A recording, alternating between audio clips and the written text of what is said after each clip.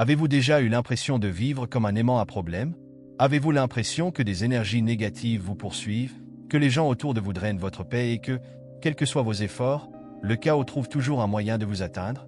Peut-être vous êtes vous-même demandé « Pourquoi cela n'arrive-t-il qu'à moi ?» La bonne nouvelle est qu'il n'est pas nécessaire qu'il en soit ainsi. Il existe une technique puissante, basée sur les découvertes de Jacobo Grinberg, qui peut complètement changer la façon dont vous faites face aux adversités de la vie. Et voici un secret que peu de gens vous confient. Le problème ne vient pas du monde qui vous entoure, mais de la façon dont vous y réagissez.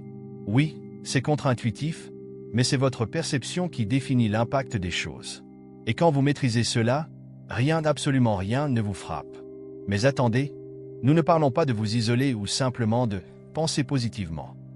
Ici, cela va beaucoup plus loin. Cette technique vous protège non seulement des tempêtes émotionnelles externes, mais transforme également les interactions les plus difficiles en opportunités de croissance. C'est comme un bouclier invisible qui garde votre énergie intacte, sans que vous ayez à vous battre, à fuir ou à vous annuler. Et le meilleur? Il n'est pas nécessaire d'être moine ou de vivre isolé au sommet d'une montagne pour mettre cela en pratique. À chaque étape de ce voyage, vous découvrirez comment de petits changements internes peuvent créer une forteresse de paix autour de vous. Êtes-vous prêt à comprendre pourquoi personne ne vous a appris cela auparavant et comment cette technique peut transformer définitivement votre vie? Jacobo Grinberg nous invite à explorer quelque chose de surprenant. Le monde que nous voyons à l'extérieur est en fait le reflet direct de ce qui est à l'intérieur de nous. Cela vous paraît compliqué? Imaginez que vous vous réveillez le matin, buvez un café et quittez la maison de bonne humeur. Ce jour-là, tout semble plus beau. Les couleurs sont plus vives, les gens semblent plus sympathiques, même la circulation semble moins chaotique. Maintenant, pensez au contraire, un jour où vous vous réveillez grincheux, tout semble gris, les gens vous irritent et le moindre revers se transforme en gros problème. C'est un exemple clair de la façon dont notre perception n'est pas une fenêtre neutre sur le monde, mais plutôt une projection de notre état interne. Jacobo Grinberg nous aide à comprendre que pour changer ce que nous percevons à l'extérieur, nous devons d'abord observer ce qui se passe à l'intérieur. Lorsque nous réalisons cela, nous commençons à comprendre pourquoi certaines situations ou certaines personnes nous affectent autant. Ce n'est pas que le monde extérieur soit intrinsèquement négatif, mais parfois nous portons en nous des émotions qui amplifient ces expériences extérieures. Pensez à quelqu'un qui se plaint constamment que les gens sont toxiques. Il est possible que cette perception provienne d'un lieu de blessure ou d'insécurité interne qui déforme sa façon de voir les autres. Un exercice simple consiste à tenir un journal émotionnel. Avant de pointer du doigt vers l'extérieur, demandez-vous, qu'est-ce qui en moi amplifie ce sentiment? Cette pratique peut révéler de puissantes surprises sur votre relation avec le monde. Grinberg suggère également quelque chose de fascinant. Ce que nous percevons peut non seulement refléter mais aussi amplifier nos propres états internes. C'est comme si l'énergie qui nous entoure était un écho, un retour de ce que nous émettons. Cela explique pourquoi les personnes plus calmes attirent généralement les situations plus harmonieuses, tandis que celles qui sont toujours stressées semblent attirer le chaos. Un exemple pratique, vous vous souvenez de cette personne au travail qui transforme chaque problème en une crise gigantesque? La plupart du temps, le problème réside moins dans ce qui se passe que dans la façon dont elle réagit. Cette idée nous montre qu'en ajustant notre vibration interne, nous pouvons commencer à façonner le type d'énergie qui nous revient. Une autre leçon pratique vient de Grinberg lui-même. L'énergie négative des autres peut sembler écrasante, mais seulement si nous nous permettons d'y être perméables. Considérez-vous comme un miroir. Lorsque quelqu'un essaie de projeter de la négativité sur vous, au lieu d'absorber cette énergie, réfléchissez-la en retour. Cela ne signifie pas redonner en nature, mais plutôt reconnaître que cela appartient à l'autre personne, pas à vous. Un bon exercice pour cela est la respiration consciente. Lorsque vous sentez une vague de négativité approcher, arrêtez-vous un instant, respirez profondément et répétez mentalement « ce n'est pas à moi ». Cela semble simple, mais cela fonctionne comme un bouclier énergétique. Ce qui rend cette vision encore plus fascinante, c'est la manière dont elle nous ouvre à un nouveau niveau de responsabilité. Lorsque nous comprenons que nous projetons notre réalité, nous commençons à prendre le contrôle de nos émotions et de nos réactions. Mais ce n'est pas la fin de l'histoire. Le véritable pouvoir réside dans la reconnaissance du fait que souvent, ce que nous percevons comme négatif chez les autres est en réalité le miroir de quelque chose qui est latent en nous. Alors oui, le voyage commence à devenir vraiment intéressant. Jacobo Grinberg nous met au défi de réfléchir à quelque chose de provocateur. Les énergies que nous ressentons chez les autres ne concernent pas seulement eux. Ils servent souvent de miroir qui révèlent des aspects de nous-mêmes que nous préférerions ignorer. Imaginez, par exemple, être dans un environnement où une personne irritable éveille sa propre irritation. Est-ce juste son attitude qui vous dérange ou y a-t-il quelque chose en vous qui résonne avec cette fréquence? C'est ici que Grimbert introduit l'idée du miroir, ce reflet symbolique qui pointe vers des émotions latentes, souvent ignorées. Cette prise de conscience peut être inconfortable, mais c'est aussi une clé puissante vers la connaissance de soi. Et si, au lieu de réagir impulsivement à ces énergies négatives, nous décidions de les enquêter? Pensez à un moment où vous avez ressenti une colère presque automatique face à quelqu'un qui était critique ou dur. Cette personne a-t-elle vraiment tort, ou a-t-elle activé d'une manière ou d'une autre une vieille blessure en vous qui n'a jamais été correctement guérie? Une pratique intéressante consiste à utiliser des situations comme celle-ci pour une auto-enquête. La prochaine fois que quelque chose ou quelqu'un vous déclenche, essayez de demander « Pourquoi cela me dérange-t-il autant? Qu'est-ce que cela dit sur moi ?» Écrire vos réflexions dans un journal peut être un moyen pratique et révélateur de découvrir ces réponses. Cette idée selon laquelle la négativité des autres peut être le reflet de notre propre ombre nous apprend également à ne pas blâmer le monde pour nos sentiments. Par exemple, imaginez quelqu'un qui se plaint souvent que les gens qui l'entourent sont égoïstes. Il est possible que, à un certain niveau, cette personne projette sa propre lutte interne contre l'égoïsme, peut-être par honte ou par difficulté à reconnaître cette caractéristique en elle-même. Grimbert suggère qu'au lieu de blâmer les autres, nous pouvons regarder à l'intérieur avec courage et honnêteté, transformant ces interactions inconfortables en opportunités de croissance. Cela ne veut pas dire qu'il faut tout accepter passivement. La réflexion n'est pas une justification pour tolérer un comportement toxique, mais une invitation à ajuster nos lentilles internes. Pensez à la façon dont un thérapeute observe un patient, avec empathie, mais sans absorber les émotions du patient. Grimbert propose que nous puissions faire la même chose dans la vie de tous les jours. Un exercice puissant consiste à imaginer un miroir énergétique. Lorsque vous sentez que la négativité de quelqu'un est sur le point de vous atteindre, visualisez un miroir lumineux entre vous et cette personne. Ce miroir reflète l'énergie sans que vous l'absorbiez, protégeant ainsi votre propre vibration. Ce qui est le plus fascinant dans cette perspective, c'est la façon dont elle redéfinit nos interactions. En comprenant que ce qui nous dérange chez les autres peut être lié à nous, nous développons un sens plus profond de compassion et de responsabilité. Et c'est précisément à ce stade que Grimbert nous amène à l'étape suivante. L'importance d'être un roc ferme qui maintient votre stabilité émotionnelle même au milieu des turbulences. Après tout, comment pouvons-nous naviguer dans la réflexion sans nous perdre dans le processus? Le pouvoir de la présence, comme nous l'enseigne Jacobo Grimbert, est comme l'encre d'un bateau au milieu d'une tempête. Il vous maintient stable, peu importe les turbulences de l'environnement.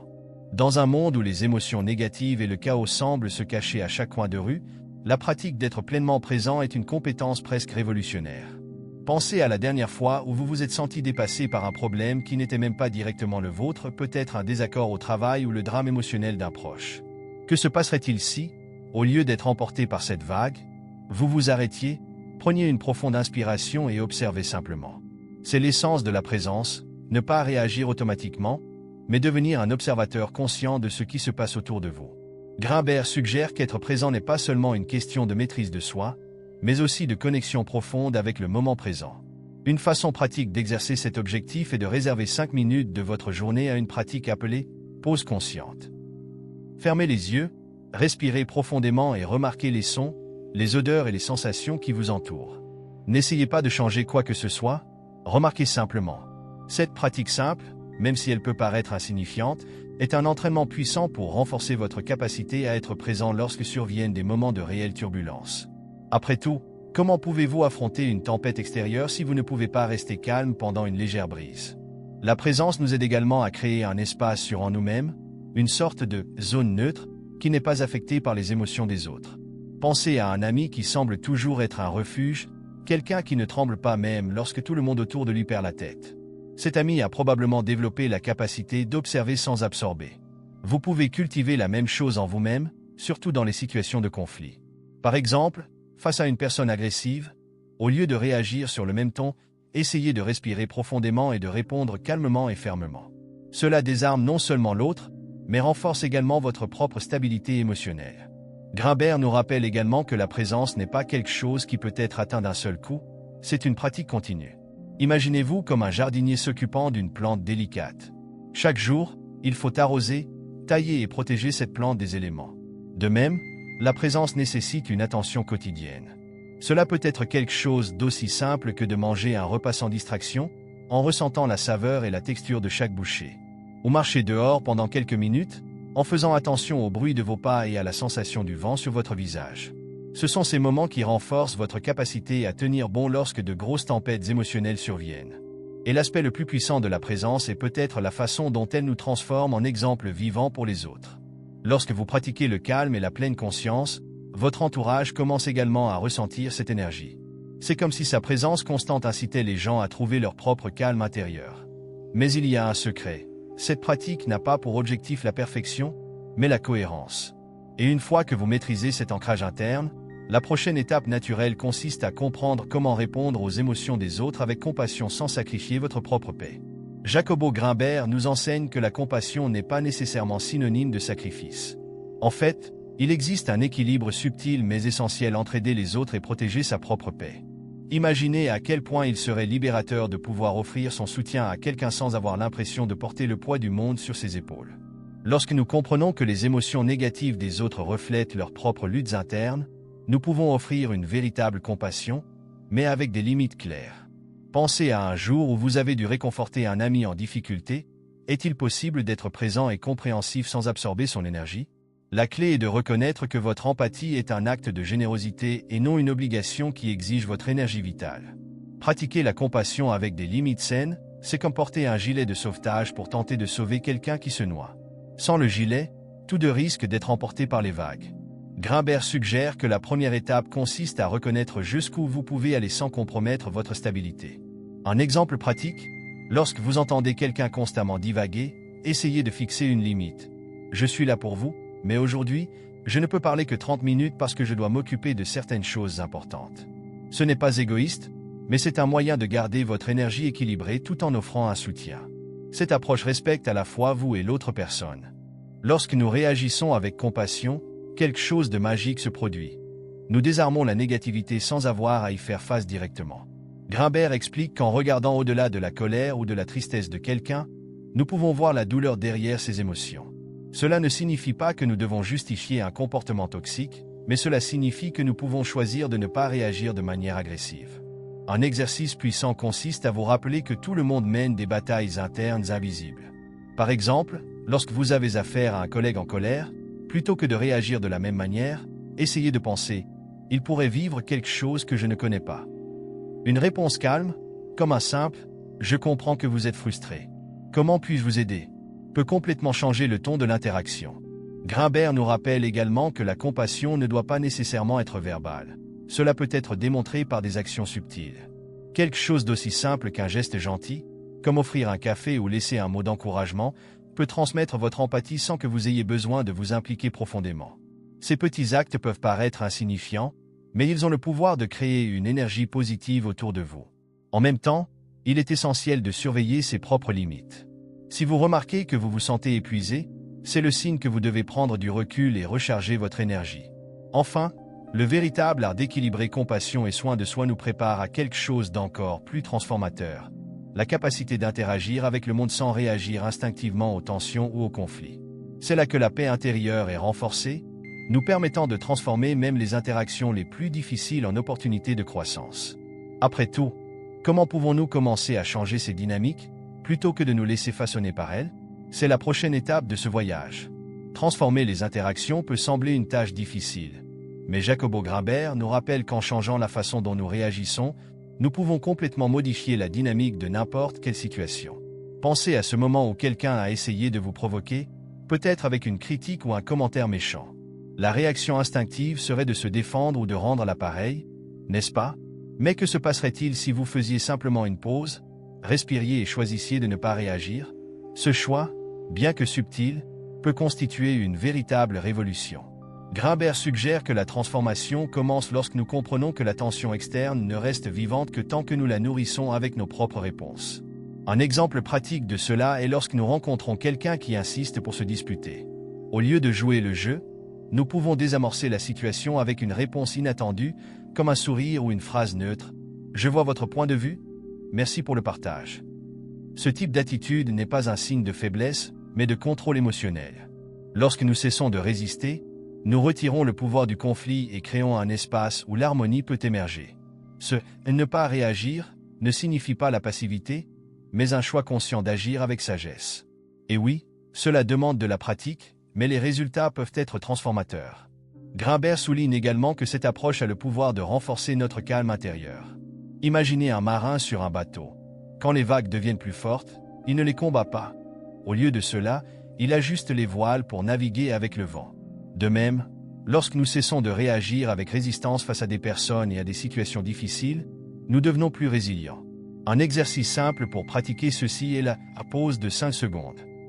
Avant de répondre à quelque chose qui provoque une forte émotion, comptez jusqu'à 5 et demandez-vous: cette réaction améliorera-t-elle la situation ou alimentera-t-elle simplement le conflit?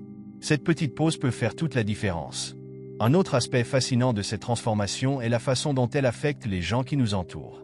Lorsque nous choisissons le calme plutôt que la confrontation, nous servons de miroir aux autres pour qu'ils réévaluent également leurs actions. Imaginez une dispute houleuse au cours de laquelle une partie décide soudainement de l'atténuer et de proposer une solution constructive. Le conflit va probablement s'atténuer et offrir un espace pour un dialogue plus productif. Grimbert nous invite à être cette force d'équilibrage, même dans les situations où le chaos semble inévitable. Cela améliore non seulement nos interactions, mais inspire également des changements positifs chez les autres. En fin de compte, transformer les interactions consiste moins à changer les autres qu'à nous changer nous-mêmes. En développant cette compétence, nous commençons à voir comment de petits ajustements dans notre façon de réagir peuvent créer des répercussions dans tous les domaines de la vie. Et c'est là que la magie opère réellement. À mesure que nous renforçons notre calme intérieur et apprenons à relever les défis consciemment, nous nous préparons à approfondir ces enseignements. Après tout, la véritable transformation commence en nous. Maintenant que vous connaissez cette technique puissante et les enseignements de Jacobo Grimbert, la question demeure: qu'allez-vous faire de tout cela? Allez-vous continuer à laisser les énergies négatives et les troubles extérieurs dominer votre journée? Ou êtes-vous prêt à passer à l'étape suivante et à prendre le contrôle de votre paix intérieure? La décision vous appartient. Mais rappelez-vous, la connaissance sans action est comme une carte conservée dans un tiroir, elle ne mène nulle part. Alors, commencez dès maintenant. Réservez un moment dans votre journée pour pratiquer des pauses conscientes. Observez comment vous réagissez aux situations et remarquez ce qui peut être ajusté. Transformez vos interactions, choisissez d'être une présence apaisante et regardez la magie se produire autour de vous. Vous n'avez pas besoin de tout changer d'un coup, les petites actions créent déjà de grands impacts. Et voici le défi. Partagez dans les commentaires laquelle de ces pratiques vous allez commencer à mettre en œuvre aujourd'hui. Qui sait, peut-être que votre expérience inspirera d'autres personnes. Enfin, si vous souhaitez continuer ce voyage de transformation et apprendre encore plus de techniques pour protéger votre énergie et vivre pleinement, n'oubliez pas de vous abonner à la chaîne. Activez la cloche pour recevoir des notifications et être sûr de ne manquer aucun nouveau contenu. Ensemble, nous pouvons construire une vie où rien ne vous touche et où tout tourne en votre faveur. Qu'est-ce que tu attends? Le changement commence maintenant.